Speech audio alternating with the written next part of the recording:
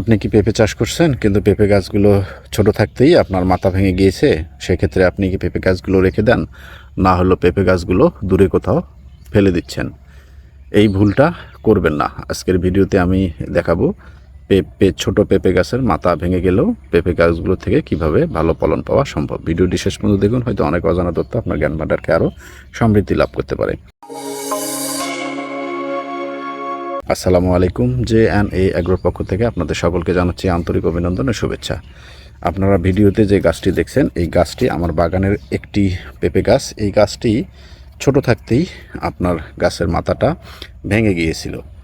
আমি এই গাছটি এখানেই আবার রেখে দিয়েছিলাম যে এই গাছটি থেকে আবার দেখেন আপনারা 1 2 3 4টা মাথা বের হয়ে গেছে এবং প্রত্যেকটা মাথা থেকে আবার হলো এটার ফুল আসা শুরু করছে। প্রত্যেকটা মাথা থেকেই ফুল আসা শুরু করছে। এখন হয়তো এখান থেকে ভালো কিছু হতে পারে। আমি পাশে খুব শক্ত একটা বাঁশ এখানে দিয়েছি সাপোর্ট হিসেবে, পেঁপে গাছগুলো যাতে বড় হলেই এটা আবার পুনরায় ভেঙে যেতে না পারে। তা কাজেই আপনাদের যদি এই পেঁপে গাছ লাগানোর পরে খুব ছোট থাকতেই যদি তার মাথাটা এভাবে ভেঙে যায়, তাহলে সেক্ষেত্রে আপনি এই গাছটা না তুলে সেখানেই রেখে দিতে পারেন। এটা শুধুমাত্র দেখার জন্য। তা আমি ভিডিওতে দেখাচ্ছি যেভাবে আমি এটা রেখে দিয়েছিলাম, সেখান থেকে হলো 4টি মাথা অলরেডি দেখেন বের হয়ে গেছে এবং সেখান থেকে গাছগুলোতে ফুল চলে আসছে। এবং এটাও স্বাভাবিকভাবে যে পেঁপে গাছগুলো আমরা পরিচর্যা করি বা সেখানে হলো সুষম সার প্রয়োগ করি এবং হলো রোগ দেখা দিলে ব্যবস্থা গ্রহণ করি, সকল প্রক্রিয়া এখানে সব কিছুই স্বাভাবিক আছে।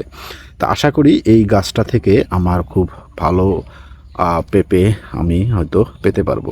তবে এটা এখন দেখার বিষয় যে যেহেতু একটা পেঁপে গাছের 4টি মাথা আছে, এখন অন্য যে পেঁপে গাছগুলো আমার আছে যেখানে আমার 1টি করে মাথা আছে, সেটার চেয়ে এটার ফলনটা কম দেয় না বেশি দেয়, এটার পরবর্তী ভিডিও আমি আপনাদের মাঝে শেয়ার করব ইনশাল্লাহ। এবং আপনারাও হয়তো এইভাবে আপনাদের পেঁপে গাছ 2-1টা ইচ্ছাকৃতভাবেও ভেঙে দিয়ে এটা পরীক্ষা করে দেখতে পারেন।